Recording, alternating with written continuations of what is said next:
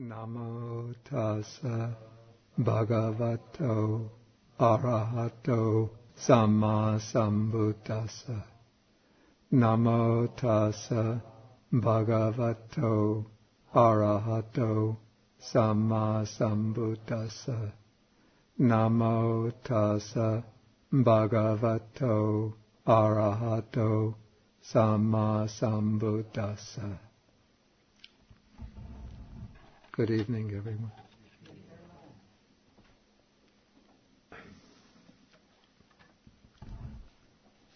Okay, this evening we begin a new sutta. This is discourse number 28 in the Majjhima Nikaya. This is called the Maha Hatthipadopama Sutta, which means the greater discourse or the longer discourse on the simile of the elephant's footprint. It's because there are two suttas which use the simile of the elephant's footprint. Already, it's about 2 years ago that we did the shorter one, which is number 27. So now we come to the longer one. Is it longer?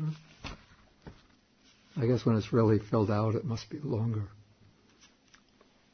Okay, and this sutta is spoken not by the Buddha himself, but by the Venerable Sariputta, who, as we know, was the Buddha's chief disciple, and he was the disciple who was most distinguished in the faculty of panya, or wisdom. Okay, and so the sutta opens at the time the Buddha was living in Jeta's grove at Savatthi, and on this occasion the Venerable Sariputta starts the discourse by calling the attention of the monks. He says, friends, bhikkhus. Then they reply and say, friend. Okay, then Venerable Sariputta starts with the simile of the footprint. And he says, just as the footprint of any living being that walks can be placed within an elephant's footprint, and so the elephant's footprint is declared the chief of them with respect to its great size. So, he says, he uses the expression here, kusala dhamma, can be included in the Four Noble Truths. Now, usually kusala dhamma means wholesome qualities or wholesome mental states. But in the Four Noble Truths, we also have some unwholesome mental states. Like the second Noble Truth, we have craving, tanha, which is not a wholesome mental state. It's one of the chief unwholesome mental states.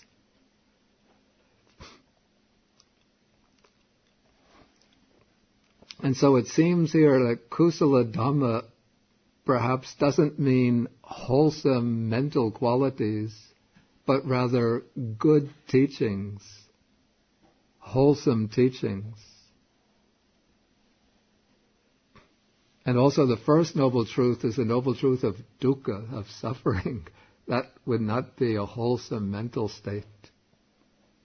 So the only noble truth that actually includes wholesome mental qualities or mental states would be the fourth noble truth, the truth of the path.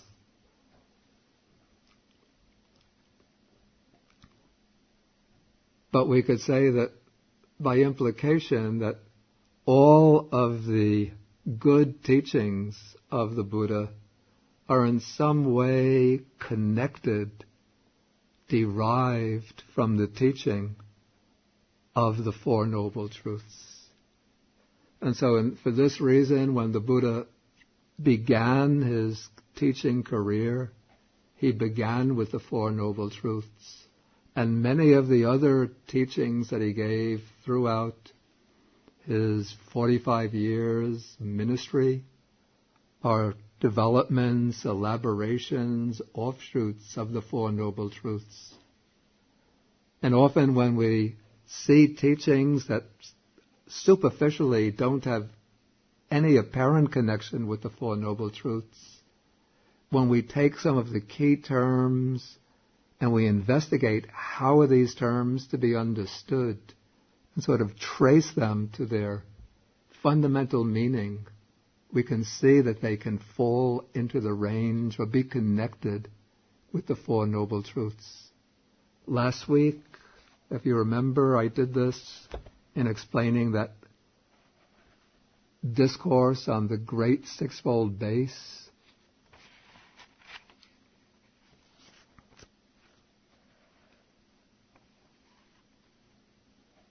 And with the Chachaka Sutta, the 6 sets of 6, the different terms in those two suttas, we can take them and relate them to the Four Noble Truths. Even a teaching like dependent origination, paticca samuppada, that is an elaboration of the second Noble Truth. The different teachings on the 5 aggregates, the 6 sense bases, the 18 elements, those are elaborations, more detailed treatments of the first Noble Truth. And we could say that the teachings of different modes of practice, whether it be the 4 foundations of mindfulness, the 5 faculties, the 7 factors of enlightenment, these are different methods of explaining the fourth Noble Truth, the way to the cessation of suffering.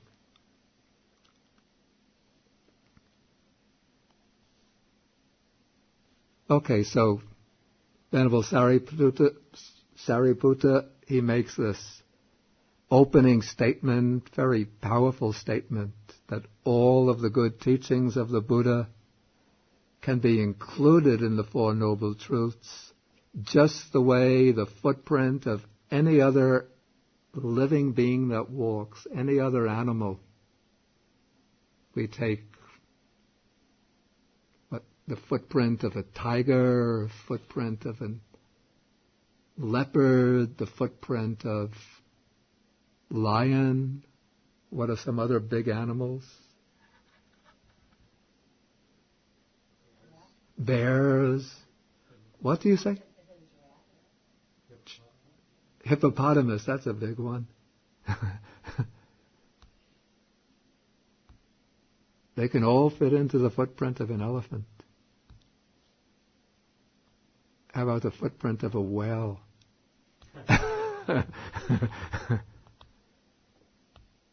No, the whale doesn't walk.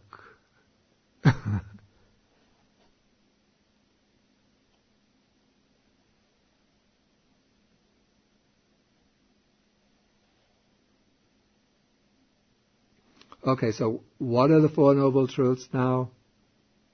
The Noble Truth of suffering, the Noble Truth of the origin of suffering, the Noble Truth of the cessation of suffering, and the Noble Truth of the way leading to the cessation of suffering. Now we have to follow the structure of this teaching. This is going to be a very, very clever, almost ingenious way of treating the Four Noble Truths and then drawing out from the Four Noble Truths, let's say cutting out from the Four Noble Truths, cutting the Four Noble Truths into finer and finer slices until we take out from the Four Noble Truths the elements that are going to be used as subjects of meditation. And then Venerable Sariputta is going to build upon each of these four elements, each one individually, a whole comprehensive approach to the development, to the practice of the Buddha's path. Okay, so we begin with the Four Noble Truths. The truth of suffering, its origin, its cessation, and the path to cessation. Okay, now from these four he takes the noble truth of suffering. What is the noble truth of suffering? Birth, aging, death. Three types of bodily suffering. Sorrow, lamentation, pain, grief, and despair. Five different aspects of suffering. Not to obtain what one wants. And then in short, the five aggregates subject to clinging are suffering. So the five aggregates, this is a way of summing up the whole significance of the first noble truth, the noble truth of suffering. And when the Buddha originally mentions this, but when Sariputta mentions the five aggregates, then he's taking this noble truth of dukkha, of suffering, to a different level. Now, it's not so much suffering as experiences of pain, misery, or sorrow, but now what he's saying is that somehow the whole constitution of experience is in some way bound up with unsatisfactoriness. Well, here I say, in this sense, the word dukkha doesn't really mean suffering in the sense of pain or misery, but it rather has the sense of being defective, flawed, inadequate.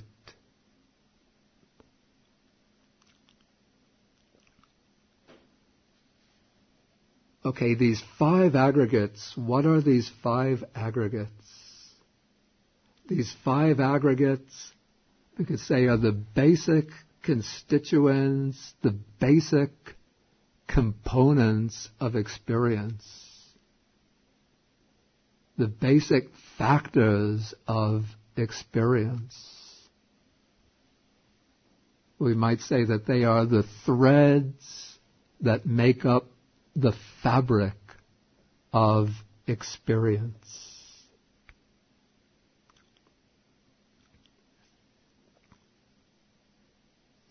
It's sometimes said in popular books on Buddhism or unpopular books on Buddhism that what the Buddha calls a person is just a collection or compound of the five aggregates. I don't think this is a very satisfactory expression, because when you have something which is a collection or compound, it means you can take five things that can exist independently and you put them together and then they exist in this compounded state, and then you can take them apart and they can also again exist independently when you take them apart. But you can't take these five aggregates apart. I mean, you can analyze them and dissect them intellectually, but you can take feeling and perception and put them and separate them as though they can exist separately. But they're always interwoven. They're factors that make up experience. So we can just reflectively examine experience and view it from these five different angles.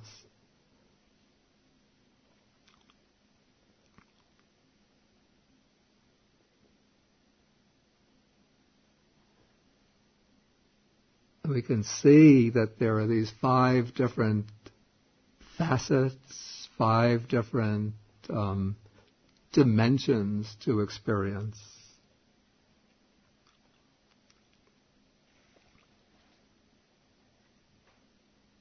Okay, and so what are these 5 aggregates? First, let's take this term. It's interesting to take the whole expression, panchupadana khandha.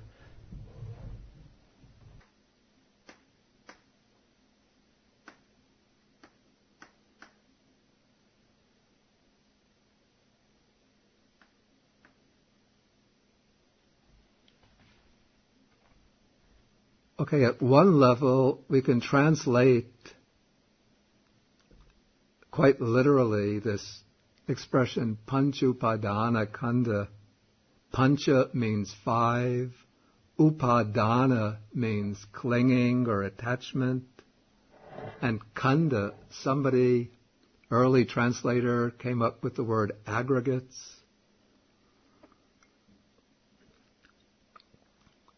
The commentary, the German translators came up with the word Gruppe, which in English it's the same as group.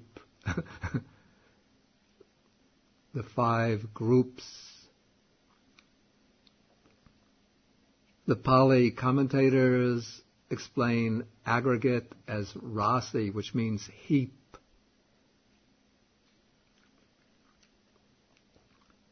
But there are some interesting metaphors going on in this, which come out when one understands the way certain Pali words are used throughout the suttas. The word khandha, which is here translated aggregate or group or heap,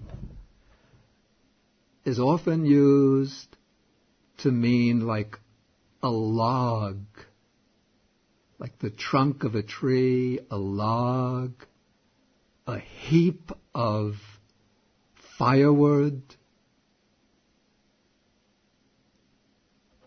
A heap of firewood is called a khandha.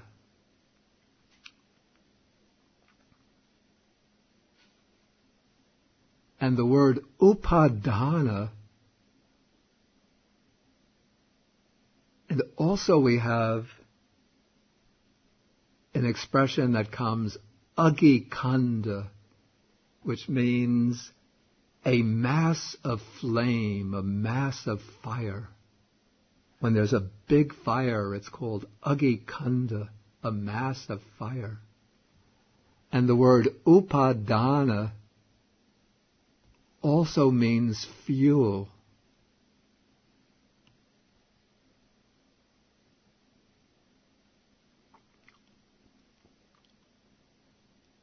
So these 5 aggregates can be seen as 5 types of things which serve as fuel, 5 types of firewood, so to speak, 5 types of firewood which serve as fuel for sustaining the fires. And what is the fire?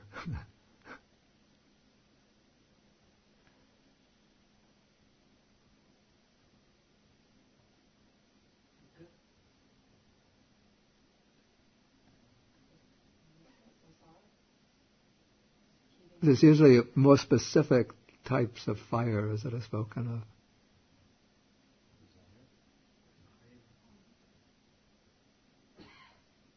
Often it's 3 fires. Who's read the fire sermon?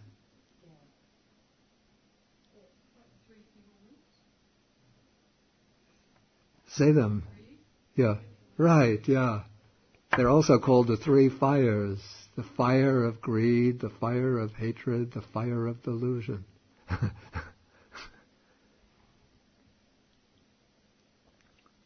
So I haven't actually seen this stated explicitly in the text that the 5 aggregates are the fuel for the fire of greed, hatred, and delusion.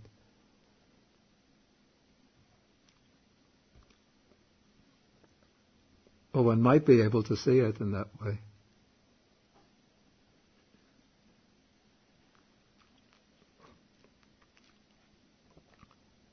Okay, so what are these 5 aggregates? Now the 5 aggregates are said to be upadana. That is, in this case we could see them as fuel for clinging. That these 5 aggregates, these 5 aspects of experience are things that one clings to.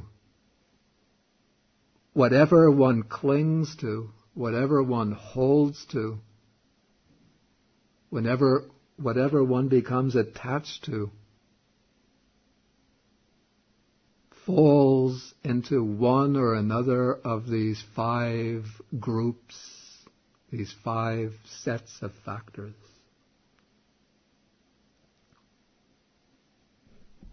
Okay, and so what are these 5 factors?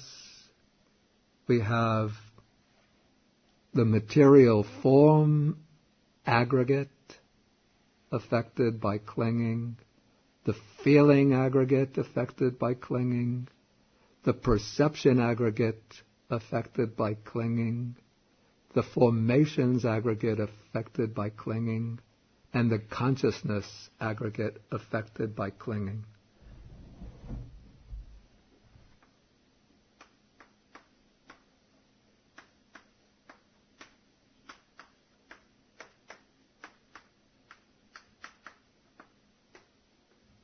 Okay, now we're not going to go into a detailed explanation of these because we come back to them later in the sutta. Then it becomes more interesting when we take it at the end of the sutta.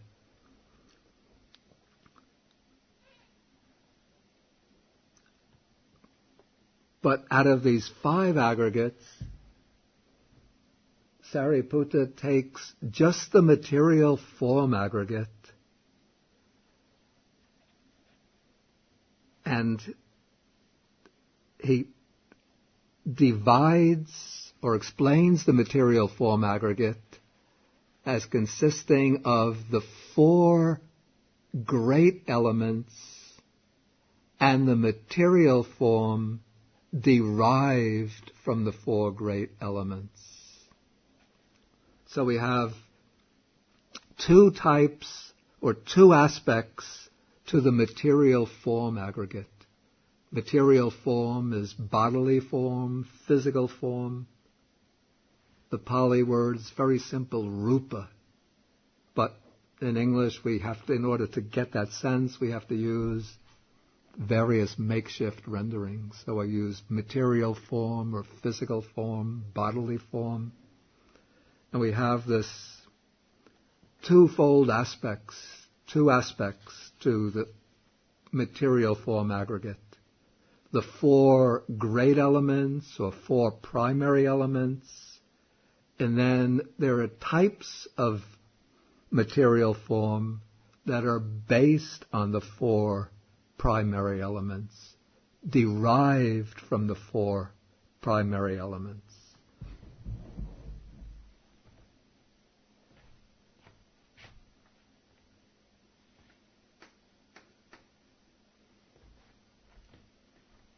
Okay, in the suttas, we don't find any explanation of what is actually meant by the material form derived from the 4 great elements.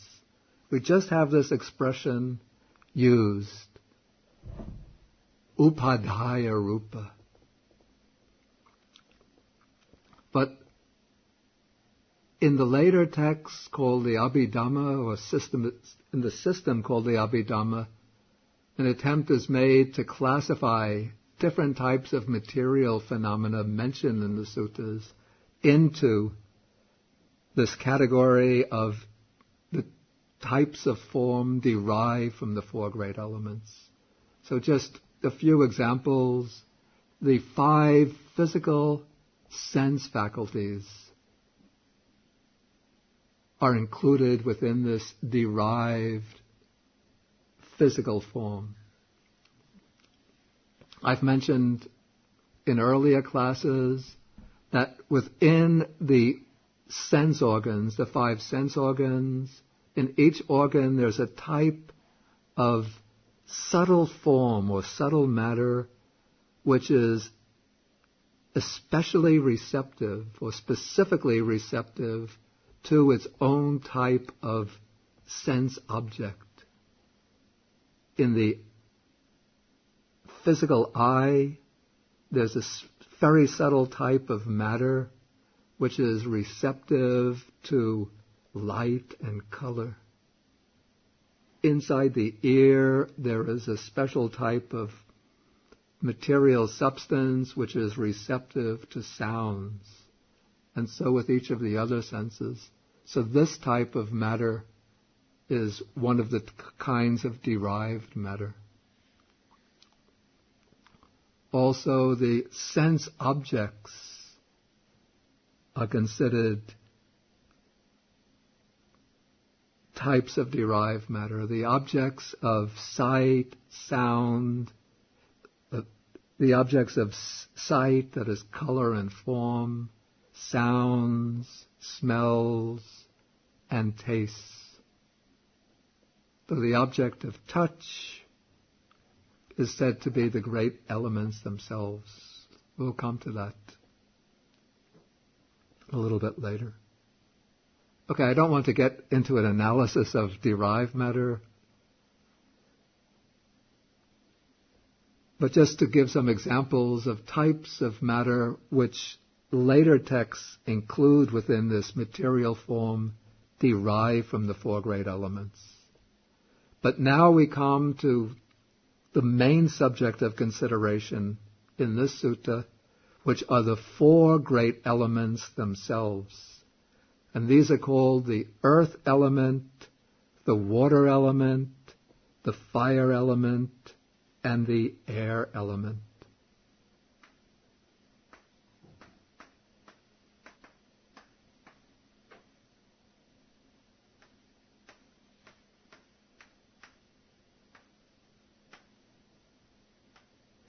Okay, now the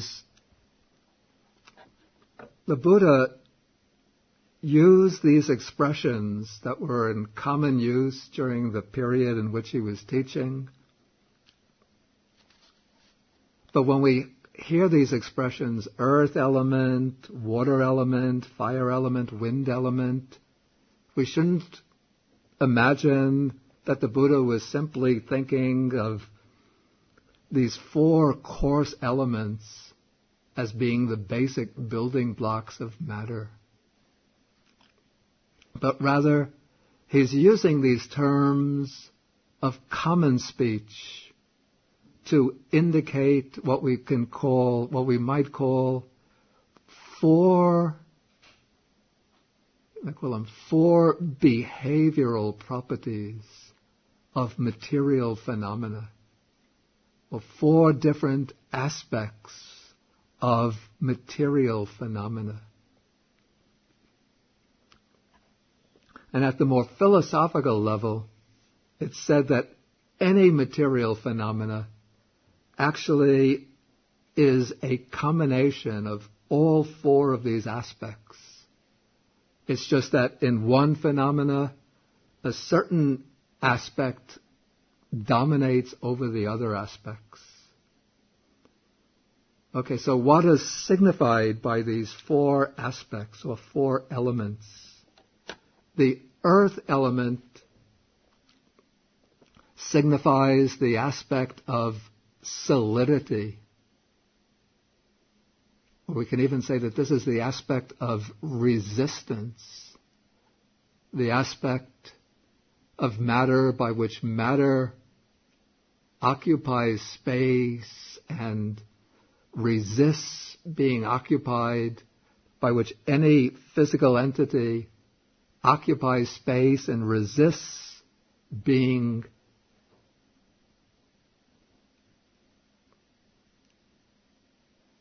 pushed away by another entity, by another physical entity.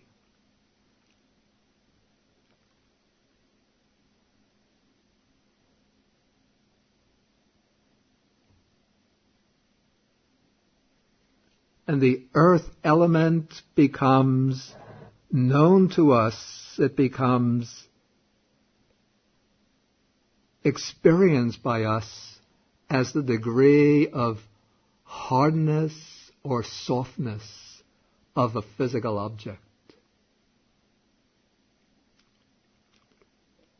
And even physical entities that we cannot actually touch and experience, well, let us say that we cannot experience very clearly, like for example the air around us, also has some degree of earth element or hardness. As the atomic theory of matter will tell us, that the air is made up of atoms, and these atoms occupy space, and that solidity of the atoms, that is the earth element. Okay, the water element, we could say, is the property of fluidity, of flowing, of oozing. And later texts, more philosophical texts, explain the water element as the binding property of matter, the property of cohesion. Probably they came to this conclusion through the experience of seeing how when one adds water to flour, it causes the flour to bind together to form dough. And so from there one can draw the inference that it is by the water that provides that cohesive force that binds the particles of flour together. Also, when one wants to make cement, one adds, to make cement that one can use in construction, one has to add water to the cement powder. Then one will have the liquid cement that can be used for construction. And it's that liquid cement that the liquid, one adds the liquid, the water to it, that enables the particles of the cement to hold together, to bind together.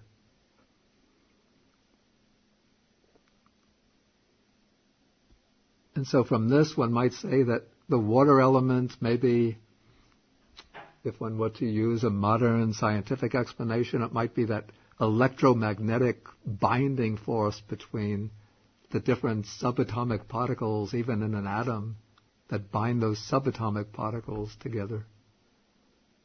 And maybe the force that binds atoms together within a molecule. Okay, the fire element is, we say, the aspect of kinetic energy, of heat energy.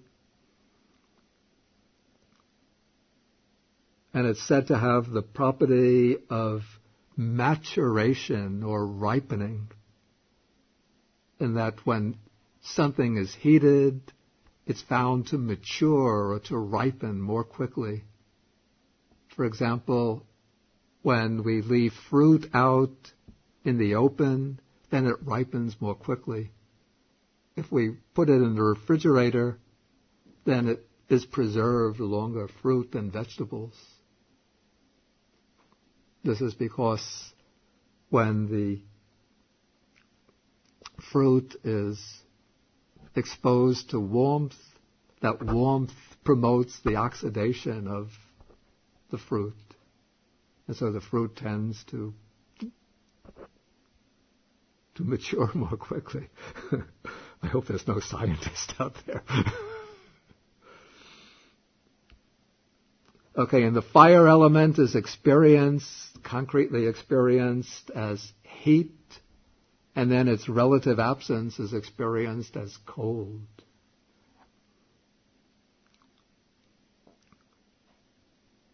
And then the air element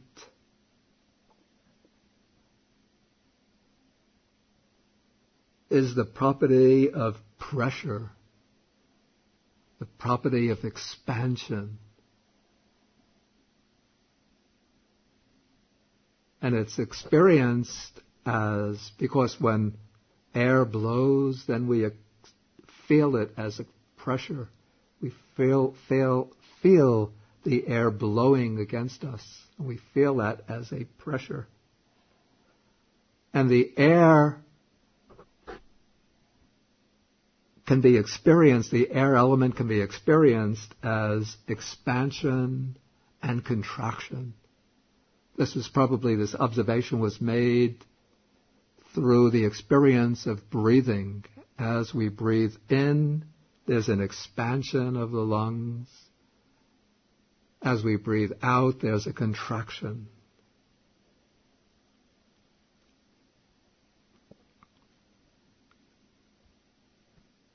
If you blow into a balloon, the balloon will expand, and when the air is released from the balloon, then the balloon contracts.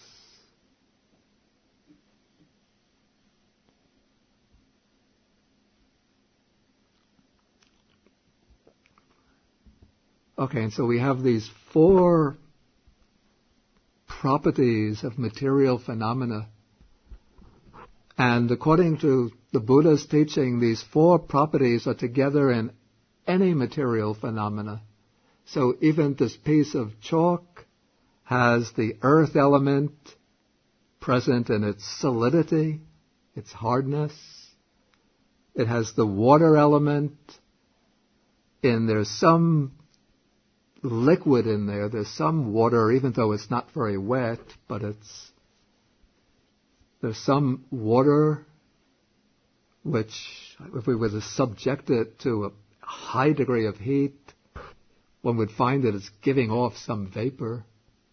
And perhaps it's this water which is causing the particles of chalk to bind together.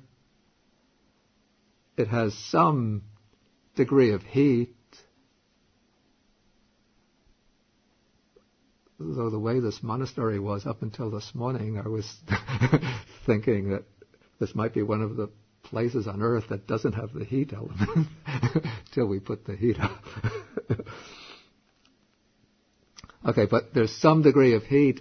Everything above absolute zero, even this is called carbon dioxide, liquid ice, frozen carbon dioxide, very, very cold, has some degree of heat. And in this piece of chalk also, there is the air element, even though we can't see it, but at some very, very subtle atomic level, molecular level, there'll be expansion and contraction taking place in it. If we had a microscope, a subatomic microscope, electronic microscope, we could see the different particles expanding, contracting, very subtle levels. Okay, but we begin observation at grosser levels, and then we have to work down in our observation to these subtler levels. Okay, and now Venerable Sariputta, now out of the 4 elements, he first takes the earth element, and he says the earth element may be either internal or external. And you see I put this dichotomy on the board here.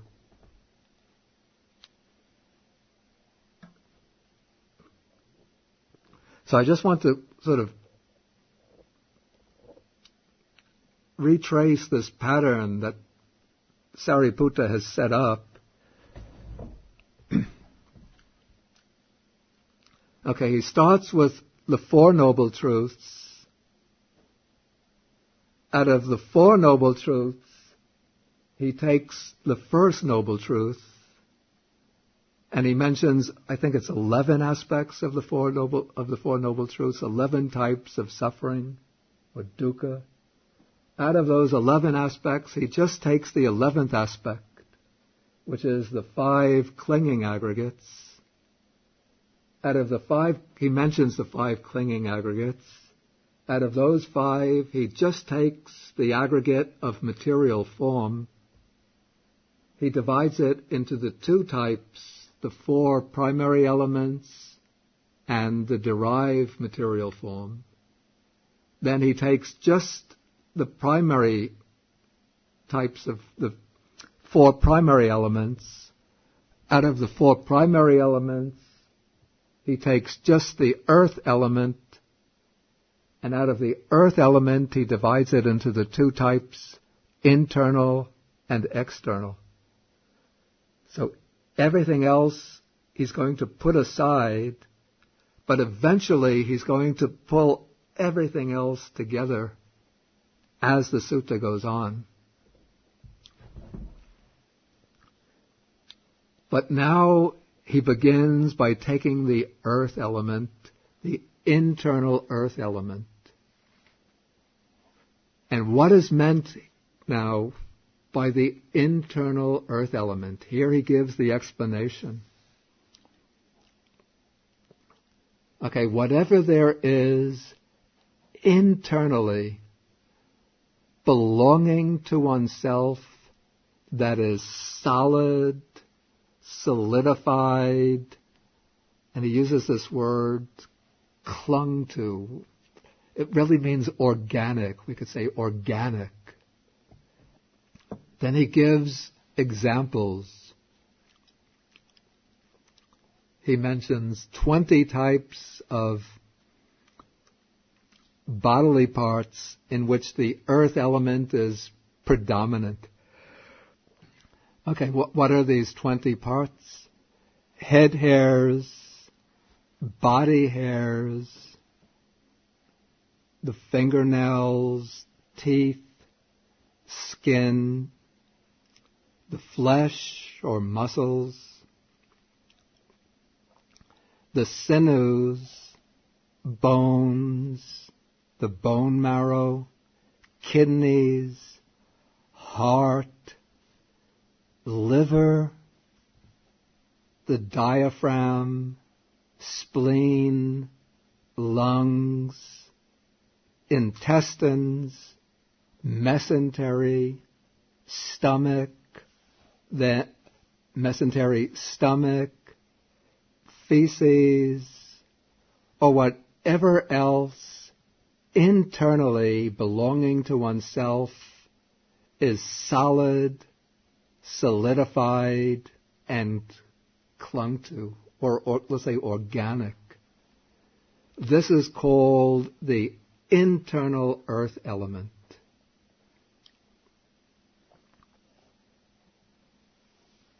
Okay, so now these are examples of the internal earth element. And when he says whatever else internally belonging to oneself is solid, solidified, and organic, this refers to anything else in the body that has any degree of solidity to it. So even in those parts of the body which are predominantly liquid, for example, the blood is classified as the water element or liquid element, because it's liquid. But in the blood there's solidity, because now we know that the blood is made up of blood cells within a plasm, and those blood cells are predominantly solid. Or even in, what are some other liquid parts? Sweat. There's solid parts within sweat. Even urine has trace elements in it.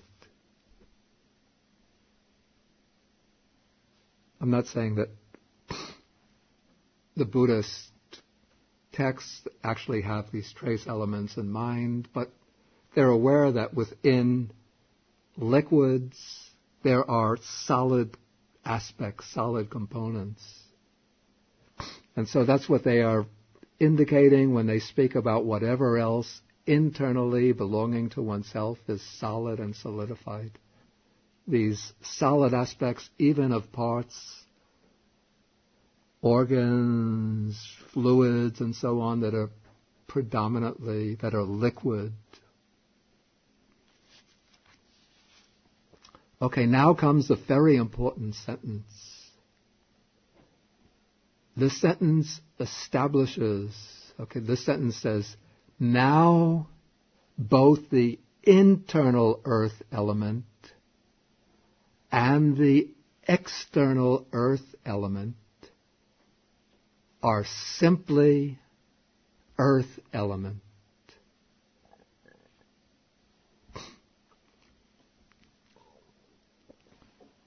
That is, we don't think in terms of earth element, but we think this body is mine, I. We create this division. I am here, and what's outside is not me.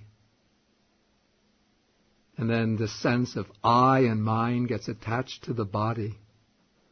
But when one sees this body in terms of elements, and now one is viewing the body in terms of the earth element, then one sees externally what is outside is the external earth element.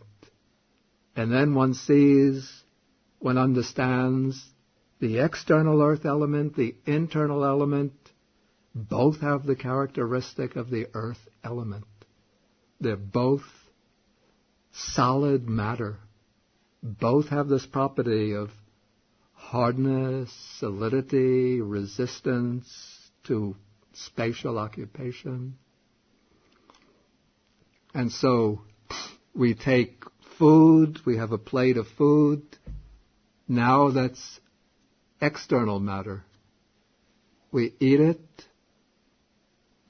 chew it, swallow it, it comes into the stomach, it gets digested, metabolized, the nutrients get drained out, absorbed into the cells, assimilated, broken down, built.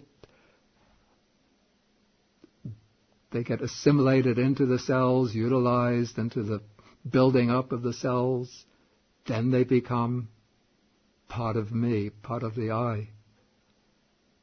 And then parts of the cells break off, get ejected. I cut my fingernails. Now the fingernail is me, I. But when the fingernail gets long, I cut the fingernail, cut them on a little slip of paper, roll up the piece of paper, and just throw it away. It's garbage, not me anymore.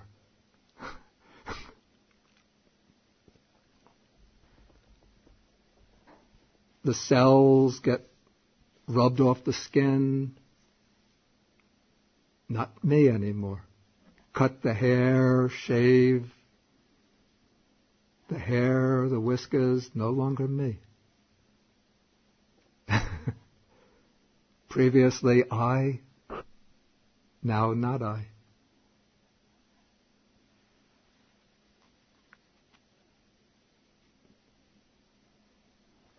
But because of this deeply ingrained habit, the sense of I and me is always focused on this here. And people become so maddened by the sense of I attaching to this, that because of the color of the skin, because of the place, the country where this came out into the world, because of maybe the shape of the eyes, because of shape of the nose, they're ready to kill and fight, destroy other lives. And yet, when one sees external earth element, internal earth element, it's all just earth element. And so, Venerable Sariputta says, actually he's really quoting the Buddha here, that should be seen as it actually is with samapanyaya, with true wisdom, with proper wisdom thus: this is not mine. This I am not. This is not myself. When one sees it thus as it actually is with proper wisdom, one becomes disenchanted with the earth element. This earth element in the body is just the earth element. One doesn't have any illusions about it being I, mine, myself. And then one's mind becomes dispassionate. It loses that attachment towards the earth element.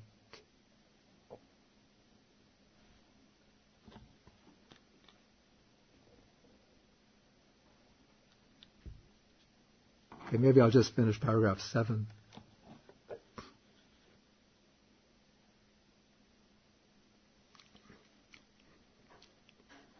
Okay, this is another way to show the...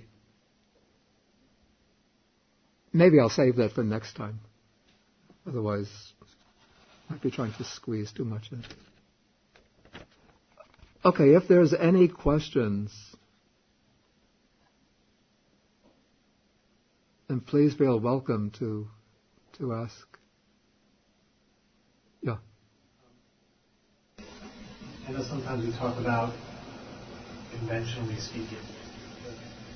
You know, one of us is speaking in a conventional way. So it just seems, in the sentence in paragraph 6, it says, these things that are belonging to oneself should be seen with the wisdom, this is not mine. So these things, think about the things that belong to yourself and then realize that they're not yours. So is that... on the surface, it seems like a direct contradiction. It's not really a contradiction. Conventional speaking to say things that belong to oneself.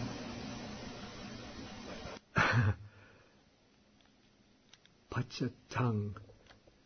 It's not really a contradiction, you see, because the Pali word here, okay, pachatang, it is based on the word atta, which means self. But the way that word is used, it doesn't imply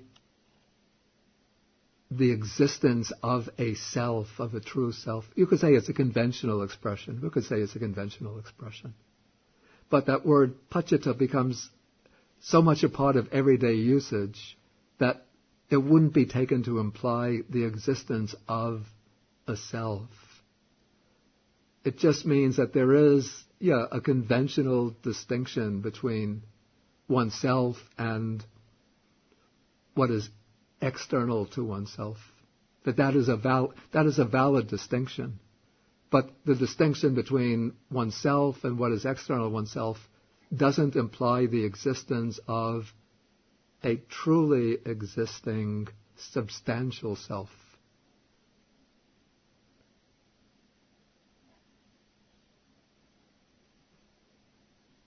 There's a kind of fluid line. Let us say it's a self with a porous membrane. Yes? In other discussions of four primary elements, I've heard people compare it to the different states, solid, liquid, and gas. One would say that these matter, solid, liquid, gas, those are the states in which three of the four elements are predominant. In solid matter, the earth element is predominant, and the other three are recessive. In fluids, the liquid element is dominant, or the water element is dominant, and the others are recessive. In air, of course, the air element is dominant, and the others are recessive. It's really a different interpretation there. The fundamental thing is matter, that is in different states. And as you're describing it, the fundamental things are earth, water, fire, and air.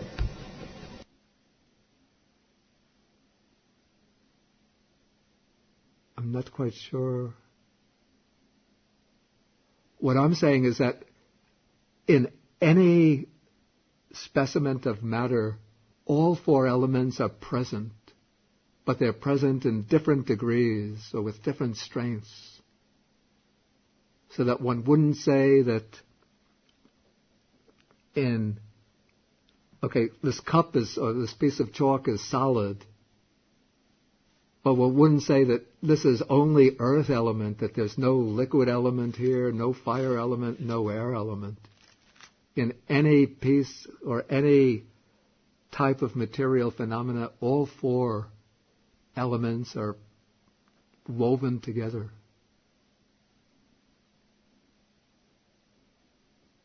But if somebody compares the four elements or three of them to these three states, then that would mean that in the solid state, that is the earth element. So that means that there's no liquid element, no air element.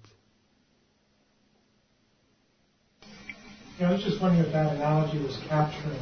I'd say that that's only a rough analogy, but one can't take that to be an exact. One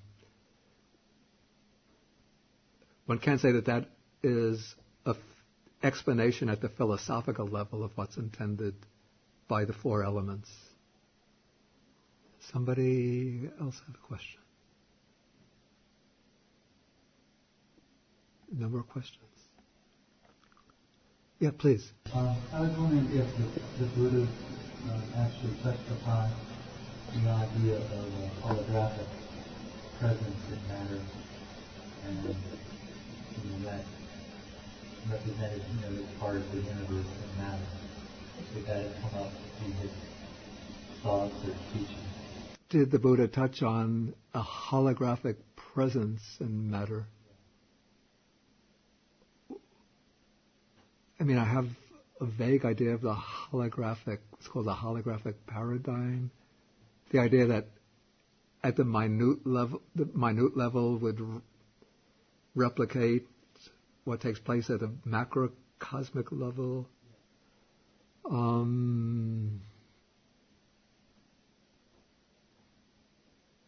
I don't see the analysis of matter being pursued in that fine a detail. It's pretty much, analysis of matter is pretty much always kept at a practical level. And so this kind of theoretical analysis would not be undertaken. So I'm not saying that a holographic model is incompatible with the Buddha's teaching.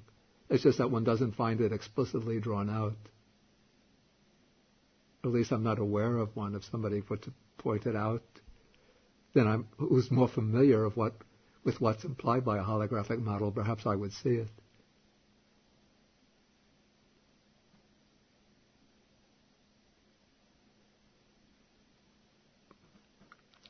Okay, then, if there's no further questions, then we will conclude for this evening and then come back next week, starting with paragraph 7. I want to mention also, by the way, just that on November 7th, we won't have a class, because that's election day. I have to give you an opportunity to go and vote that day, that evening. That is 3 weeks from tonight. I just mentioned that now. Okay, so we end by sharing the merits. Okay, we share the merits with